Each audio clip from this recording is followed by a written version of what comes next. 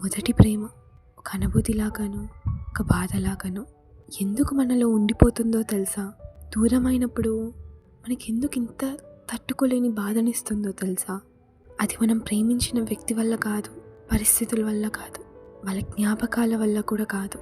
అన్నీ మర్చిపోయి మనం మన ప్రేమను వర్షంలా కురిపిస్తాం.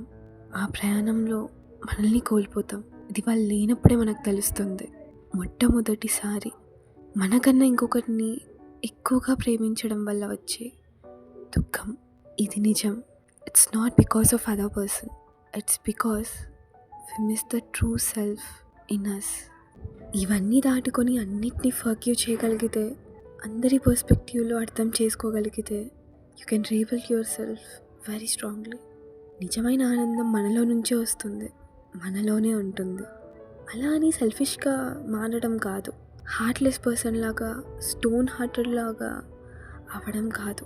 ఇంత ఎక్స్పీరియన్స్ అయ్యి బాధను చూసాక ఇంకా నీలాగా నువ్వు ఉండగలిగితే, that's a true way of living like your self.